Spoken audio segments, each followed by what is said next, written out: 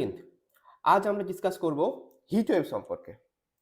তো ওয়েভ বলতেই প্রথমেই আমাদের মাথায় আসে দীঘা পুরী মন্দারমণির সেই সুন্দর ওয়েভের কথা।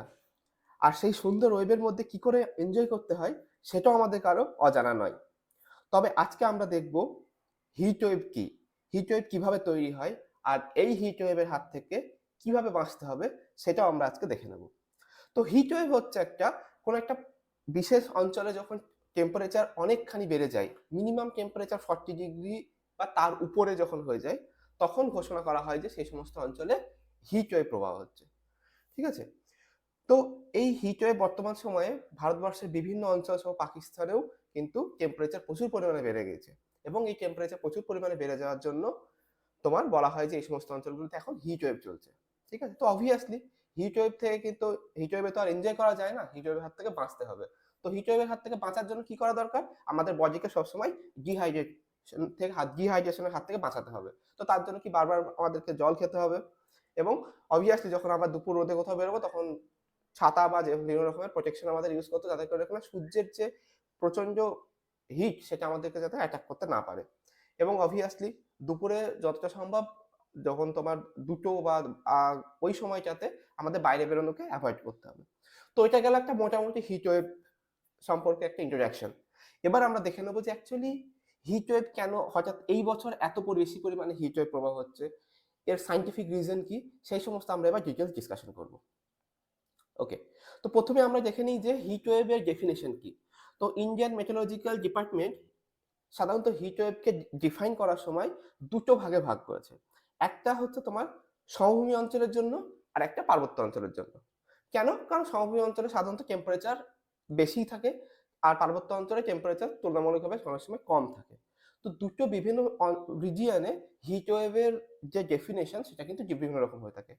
সাধারণত সমভূমি অঞ্চলের ক্ষেত্রে হিট ওয়েভ তখনই ডিক্লেয়ার করতে পারবে যখন সেখানকার টেম্পারেচার মোটামুটি 40 ডিগ্রি হবেই।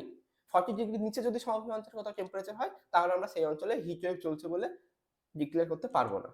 বোঝা গেল? এবার আসছে কি, 40 ডিগ্রি সেন্টিগ্রেড তো দরকারই, এবং তার সাথে কি হতে হবে, সেখানকার নর্মাল যে টেম্পারেচার, কোনো একটা অঞ্চলের নর্মাল টেম্পারেচার যেটা, সেই নর্মাল টেম্পারেচারের থেকে যদি 4.5 ডিগ্রি সেলসিয়াস থেকে যদি 6.4 ডিগ্রি সেলসিয়াস পর্যন্ত বেড়ে যায়, তাহলে বলা হবে যে হ্যাঁ সেই অঞ্চলে হিট ওয়েভ চলছে। ঠিক আছে? ধর কোনো একটা অঞ্চলের টেম্পারেচার বর্তমান সময়ে 38 ডিগ্রি সেন্টিগ্রেড। ওকে, হঠাৎ করে কোনো একটা সময়ে টেম্পারেচার বেড়ে হয়ে 4.5 ডিগ্রি বেড়ে গেল, তাহলে কত হচ্ছে 38 + 4.5, মোটামুটি 42.5। তো 42.5 কিন্তু 40 ডিগ্রির থেকে বেশি, তখন আমরা সেই অঞ্চলে কিন্তু বলতে পারবো যে হ্যাঁ এই অঞ্চলে হিট ওয়েভ চলছে। কিন্তু কোনো একটা সমভূমি অঞ্চলের টেম্পারেচার যদি ধরো কথার কথা বলছি 32 ডিগ্রি সেন্টিগ্রেড, ঠিক আছে, 4.5 বেড়ে গেল, তার কত হচ্ছে 32 + 4.5 মানে 36.5। তাহলে দেখো 40 ডিগ্রি ক্রস করছে না, তাহলে সেই অঞ্চলে কিন্তু আমরা কখনোই বলতে পারবো না যে হিট ওয়েভ চলছে। বোঝা গেল? তাহলে কোনো একটা অঞ্চলে হিট ওয়েভ চলছে বলে তখনই আমরা ডিক্লেয়ার করতে পারবো যখন সেখানকার টেম্পারেচার 40 ডিগ্রি হতেই হবে, মানে 40 ডিগ্রি হবেই। ঠিক আছে? এবার একটা আসছে, যদি টেম্পারেচার আরো বেশি বেড়ে যায়, 6.4 ডিগ্রি থেকে বা তার থেকেও বেশি যদি বেড়ে যায় নর্মাল টেম্পারেচার থেকে, এবং ডেফিনেটলি 40-র উপরে যদি হয়ে যায়, তখন আমরা সেখানে বলতে পারি যে সিভিয়ার হিট ওয়েভ চলছে। বোঝা গেল? তাহলে দু রকমের হতে পারে। যদি নর্মাল টেম্পারেচারের থেকে যদি 4.5 to 6.4 ডিগ্রি সেন্টিগ্রেড তাপমাত্রা বেড়ে যায়, তখন আমরা বলবো যে হিট ওয়েভ। এবং যদি 6.4-এর থেকেও বেশি হয়ে যায়, তখন আমরা বলবো কিন্তু সিভিয়ার হিট ওয়েভ চলছে। তো বর্তমানে ভারতবর্ষের বিভিন্ন অঞ্চলে কিন্তু যে হিট ওয়েভ যেটা চলছে সেটা কিন্তু অ্যাকচুয়ালি সিভিয়ার হিট ওয়েভ। ঠিক আছে? এবার চলে আসে আমরা পার্বত্য অঞ্চলের ক্ষেত্রে। তো পার্বত্য অঞ্চলের ক্ষেত্রে কি হতে হবে, সেখানকার হিট ওয়েভ তখনই বলতে পারবো যে হিট ওয়েভ চলছে যখন তার টেম্পারেচার 30 ডিগ্রি সেন্টিগ্রেড ক্রস করবে। ঠিক আছে? এবং নর্মাল টেম্পারেচার থেকে যেটা কিনা 4.5 to 6.4 হলে অবভিয়াসলি এটাকে হিট ওয়েভ বলবো, এবং সেম ডেফিনেশন যদি 6.4 থেকে বেশি হয়ে যায় তখন সেটাকে বলবো যে পার্বত্য অঞ্চলে সেই জায়গাটাতে সিভিয়ার হিট ওয়েভ চলছে। বোঝা গেল? ওকে, এবার আমরা দেখে নিই যে হিট ওয়েভের কারণ কি। তো অবভিয়াসলি প্রথমে যে কারণটা আমাদের মাথায় আসে সেটা হচ্ছে যে হ্যাঁ প্রচুর পরিমাণে গাছ কাটার ফলে কি হয়েছে, গ্লোবাল ওয়ার্মিং চলছে, এবং গ্লোবাল ওয়ার্মিং চলার জন্য টেম্পারেচার বেড়ে গেছে, এবং তার জন্য হিট ওয়েভ চলছে। বাট এই বছরে, স্পেশালি এই বছরে কেন এত হিট ওয়েভ চললো, তার প্রখর এত বেশি কেন, তার মেন কারণ হচ্ছে তোমার এল নিনিও। ঠিক আছে? তো অবভিয়াসলি এল নিনিও শব্দটা অনেকের কাছে হয়তো অজানা। তো আমরা দেখে নেবো, ডিটেলসে দেখবো যে এল নিনিও কি অ্যাকচুয়ালি, এবং এই কি এমন জিনিস যেটার জন্য হিট ওয়েভের পরিমাণ প্রচুর পরিমাণে বেশি হয়ে গেছে বর্তমান সময়ে। ঠিক আছে, তো চলো প্রথমে আমরা দেখে নিই এল নিনিও কি। তো এল নিনিও হচ্ছে একটা ল্যাটিন ওয়ার্ড, ঠিক আছে, যার অ্যাকচুয়াল অর্থ হচ্ছে দ্য লিটল বয়। ঠিক আছে, তো এল নিনিও যখনই আমরা আসবে তখন এল নিনিওর সাথে সাথে কি হবে, যে সামার আরো হট হয়ে যাবে, ঠিক আছে, এবং বৃষ্টিপাতের পরিমাণও কমে যাবে। এই এল নিনিও যখন পড়বো, এল নিনিওর সাথে সাথে কিন্তু আমাদের আরেকটা জিনিসও পড়ে নিতে হবে, সেটা হচ্ছে লা নিনিয়া। তো লা নিনিয়াও একটা ল্যাটিন শব্দ যার অর্থ হচ্ছে দ্য লিটল গার্ল।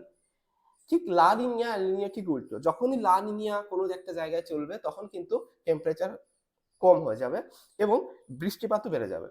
সাথে সাথে কিন্তু আমাদের খরা, মানে যে সমস্ত সামারের সময় খরা সেটা বেড়ে যাবে এবং রেইনফল কমে যাবে। কিন্তু লা নিনিয়া ঠিক উল্টো, লা নিনিয়া আসার সাথে সাথে ভারতবর্ষের বৃষ্টিপাতের পরিমাণ অনেক বেড়ে যাবে এবং টেম্পারেচারও, গরমের সময় যে টেম্পারেচার প্রচুর গরম সেটা হবে না, টেম্পারেচার অনেকটাই কমে যাবে। এবার আমরা দেখে নেবো যে এল নিনিও লা নিনিয়া কিভাবে তৈরি হয় এবং এল নিনিও লা নিনিয়ার ফলে কি কি কি হয় সেটা আমরা দেখে নেবো। তো এটা হচ্ছে ওয়ার্ল্ড ম্যাপ। তো ওয়ার্ল্ড ম্যাপে সবচেয়ে যে বড় যে ওশিয়ান রয়েছে প্যাসিফিক ওশিয়ান, প্রশান্ত মহাসাগর, ঠিক আছে। তো এই প্রশান্ত মহাসাগরের, আচ্ছা আমরা যখন এখানে দেখবো আমাদের একটু ডিরেকশনটাও দরকার। তো আমরা ম্যাপের যখনই দেখতে পাচ্ছি, আমরা সকলেই জানি যে ম্যাপের যে উপরের দিকটা, মাথার উপরের দিকে যে দেখা যায় আর্কটিক ওশিয়ান সেটা হচ্ছে নর্থ, নিচের দিকটা যেখানে রয়েছে সাউদার্ন ওশিয়ান সেটা হচ্ছে সাউথ, এবং ডান দিকে, ম্যাপের ডান দিকে যেটা হচ্ছে আটলান্টিক ওশিয়ান দেখা যাচ্ছে সেটা হচ্ছে রাইট, এবং বাঁ দিকে যেখানে আফ্রিকা লেখা রয়েছে সেটা হচ্ছে লেফট বা তোমার ওয়েস্ট। ঠিক আছে, আটলান্টিকের দিকটা হচ্ছে ইস্ট আর আফ্রিকার দিকটা হচ্ছে ওয়েস্ট। ওকে, তো দেখো পৃথিবী যখন ঘুরছে, পৃথিবী ঘোরার ফলে কি হয়, একটা কোরিওলিস ফোর্স তৈরি হয়, আর সেই কোরিওলিস ফোর্সের দরুন একটা বায়ু প্রবাহিত হয় তোমার ইকুয়েটর বরাবর। ঠিক আছে, আর ইকুয়েটর বরাবর যে বায়ু প্রবাহিত হয় সেই বায়ু প্রবাহিতার নাম হচ্ছে তোমার ট্রেড উইন্ড বলা হয় এটা। ঠিক আছে, আরো অনেক কিছু উইন্ড প্রবাহিত হয়, কিন্তু মেন আজকে আমাদের যে তোমার এল নিনো লা নিনিয়া যে ডিসকাস করব সেটার জন্য আমাদের ট্রেড উইন্ডটাই দরকার। ঠিক আছে, তো বোঝা গেল তাহলে ট্রেড উইন্ড কোন দিকে চলবে, তোমার ট্রেড উইন্ড তোমার ইস্ট টু ওয়েস্ট চলে, আর পৃথিবী কিন্তু ঘোরে ওয়েস্ট টু ইস্ট। ঠিক আছে, তো পৃথিবী ওয়েস্ট টু ইস্ট ঘোরার জন্য একটা কোরিওলিস ফোর্স তৈরি হয়, আর সেই কোরিওলিস ফোর্সের জন্য একটা বায়ু প্রবাহিত হয় ইকুয়েটর বরাবর, আর এই বায়ু প্রবাহটার নামই হচ্ছে তোমার ট্রেড উইন্ড। তো আমাদের এখানে যে সময় ডিরেকশন যেটা দেওয়া রয়েছে, দেখতে পাচ্ছ যে তোমার ইকুয়েটর বরাবর রয়েছে এবং তোমার বায়ু প্রবাহের দিকটাকেও তোমার বোঝা গিয়েছে। তো এবার আমরা দেখে নিই যে বায়ু প্রবাহের ফলে কি হয়। তো দেখো যখনই ট্রেড উইন্ড চলে তখন ইস্ট থেকে তোমার ওয়েস্টের দিকে ট্রেড উইন্ড চলে। আচ্ছা, এই যে প্যাসিফিক ওশিয়ানে বছরে সারা বছর ধরে যে তোমার সূর্যের আলো পড়ে এবং কি হয়, জল আস্তে আস্তে গরম হয়। ঠিক আছে, আর জল গরম হলে আমরা কি জানো, জল গরম হলে তোমার একটু হালকা হয়ে যাবে, আর হালকা জল যখনই হবে তখন কি হবে, তোমার ফ্লো হওয়া শুরু করবে। তো ট্রেড উইন্ড তো প্রচুর পরিমাণ বেগে চলে। ঠিক আছে, যখন তোমার, আমরা হয়তো সমভূমিতে যেখানে তোমার ঘর বাড়ি রয়েছে সেখানে হয়তো আমরা এই ট্রেড উইন্ড কথাটা বুঝতে পারি না, কিন্তু যখন সমুদ্র বিশাল ফাঁকা জায়গা না, তখন প্রচন্ড বেগে এই ট্রেড উইন্ড চলে। আর এই ট্রেড উইন্ড যখন ইস্ট থেকে ওয়েস্টের দিকে চলে তখন কি হয়, ওই যে জল উপরকার যে গরম ঠান্ডা যে ভারী হালকা জল, সেই হালকা জলকে কি করে, পুশ করে, এবং পুশ করার সাথে সাথে কি হয়, বায়ু প্রবাহের দিকে প্রবাহিত হতে থাকে। ফলে তোমার কি হয়, সাউথ আমেরিকার দিক থেকে তোমার অস্ট্রেলিয়ার দিকে যে তোমার ডিরেকশন দেওয়া রয়েছে রেড কালারে, ওই দিকে তোমার জলের প্রবাহ হওয়া শুরু করে। ফলে কি হয়, গরম জল সবসময় তোমার সাউথ আমেরিকার দিক থেকে তোমার অস্ট্রেলিয়ার দিকে ফ্লো হতে শুরু করে। আচ্ছা, যখনই তোমার জলটা সাউথ আমেরিকার দিক থেকে যখন অস্ট্রেলিয়ার দিকে চলে যাবে তখন কি হবে, সাউথ আমেরিকার যে এই কোস্টের দিকে জলের পরিমাণ কিছুটা ঘাটতি হবে। এই ঘাটতিকে পূরণ করার জন্য কি হবে, নিচের দিকে যে ঠান্ডা জল, ঠিক আছে না, সেই ঠান্ডা জল কেউ উপরের দিকে ওঠা শুরু করবে।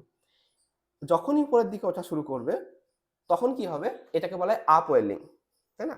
উপরকার গরম জল ফ্লো হয়ে কোথায় চলে আসছে, তোমার অস্ট্রেলিয়ার দিকে চলে আসছে বায়ু প্রবাহের সাথে সাথে।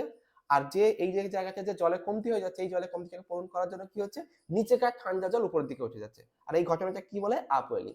তো আপওয়েলিং যখনই হবে তখন কি হবে, এখানে বিভিন্ন রকম মিনারেলস বা তোমার ফাইটোপ্ল্যাঙ্কটন, যেটা কিনা অ্যাকচুয়ালি মাছেরা খায়, সেই সমস্ত কি হবে, উপরের দিকে উঠে চলে আসবে।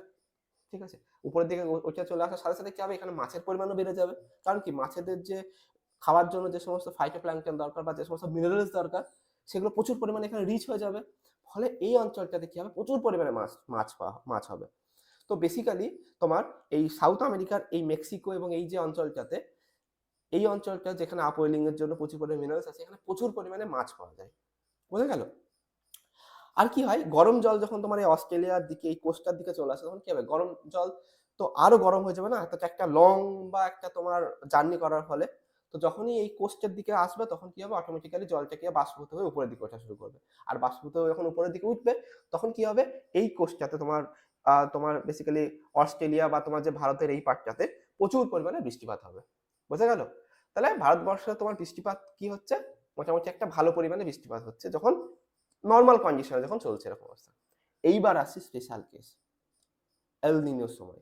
এল নিনোর সময় কি হয় অ্যাকচুয়ালি, যে বায়ু যে প্রবাহিত হচ্ছিল ট্রেড উইন্ড, সেটা উইক হয়ে যায়। আর উইক হয়ে গেলে কি হবে, যে জল যে পুশ করছিল তোমার সাউথ আমেরিকার দিক থেকে অস্ট্রেলিয়ার দিকে, ওই জলে পুশ আর করতে পারবে না, কারণ ট্রেড উইন্ড অনেকটা উইক হয়ে গেছে। ফলে কি হবে, ওই জলগুলো আবার পুনরায় বিপরীত দিকে চলা শুরু করে দেবে, মানে তোমার সাউথ আমেরিকার দিকে আসা শুরু করে দেবে। যখনই সাউথ আমেরিকার দিকে আসা শুরু হয়ে যাবে তখন কি হবে, অস্ট্রেলিয়ার এই কোস্টে তোমার অটোমেটিক্যালি আবার ঠান্ডা জল হয়ে যাবে। আর তোমার সাউথ আমেরিকার দিকে কি হবে, সমস্ত গরম জলগুলো চলে আসবে। আর যখনই সমস্ত গরম জল সাউথ আমেরিকার দিকে চলে আসবে তখন কি হবে, সেম ভাবে এই গরম জলটা উপরের দিকে উঠবে এবং প্রচুর পরিমাণে বৃষ্টিপাত ঘটাবে। এবং এত পরিমাণে বৃষ্টিপাত হয় যে সাউথ আমেরিকা তোমার এই যে পার্টটা মেক্সিকো বাগান এই অঞ্চলগুলোতে তোমার বন্যা মতো হয়ে যায়। অ্যাকচুয়ালি এরা তো বন্যার জন্য প্রিপেয়ার নয়, তাই না? এরা অ্যাকচুয়ালি মাছ ধরার জন্য প্রিপেয়ার, কিন্তু হয়ে যায় কি বন্যা, তো এদের ইকোনমি পুরো একদম ডাউন হয়ে যাবে। ঠিক সেরকম ভাবে তোমার আমাদের ভারতবর্ষ সহ এই সমস্ত অস্ট্রেলিয়ার দিকগুলোতে কি হবে, ঠান্ডা জল যেহেতু আছে রয়েছে, তো সেহেতু এখানে বাষ্পীভূত হবে না, ফলে মেঘ তৈরি হবে না, ফলে এখানে বৃষ্টিপাত প্রচুর কম হবে। তো এখানকার যে গ্রীষ্মকাল যখন হবে, গ্রীষ্মকাল আরো মানে তোমার হট হয়ে যাবে এবং বৃষ্টিপাতের পরিমাণ কম হয়ে যাবে। আর আমাদের ভারতবর্ষ সহ এই সমস্ত অঞ্চলগুলোতে এরা তো তোমার তো মৌসুমী বায়ুর উপরে বা বৃষ্টিপাতের উপর ভিত্তি করে চাষবাসে তোমার বেশি করে। তো এখানে চাষবাস হবে না, এখানকার ইকোনমি ডাউন হয়ে যাবে। বোঝা গেল?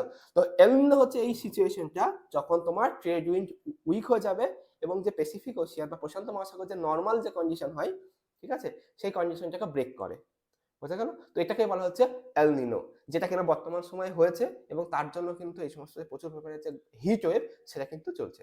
চলো এবার সাথে সাথে আমরা লা নিনিয়াকেও দেখে নিই। তো লা নিনিয়াতে কি হয়, ঠিক এল নিনিয়ার উল্টোটা হয়। এই সময়তে কি হয়, ট্রেড উইন্ড আরো শক্তিশালী হয়ে যায়। নর্মাল যে কন্ডিশন থাকে, নর্মাল কন্ডিশন থেকে ট্রেড উইন্ডটা আরো শক্তিশালী হয়ে যায়। ফলে কি হয়, আরো বেশি বেশি পরিমাণে জল কি করে পুশ করে, কোথা থেকে, সাউথ আমেরিকার দিক থেকে তোমার অস্ট্রেলিয়ার এই কোস্টের দিকে পুশ করে। যখনই বেশি পরিমাণে জল পুশ হবে তখন বেশি পরিমাণে আপওয়েলিংও চলবে। আর বেশি পরিমাণে আপওয়েলিং চললে কি হবে, প্রচুর পরিমাণে মিনারেলস এবং তোমার হচ্ছে ফাইটোপ্ল্যাঙ্কটন উপরের দিকে ভেসে আসবে। আর এই অঞ্চলটাতে আরো বেশি পরিমাণে মাছ হবে এবং যে সাউথ আমেরিকার এই উপরের যে পার্টটা, এই অঞ্চলের মানুষজন প্রচুর পরিমাণে ফিশিং করতে পারবে।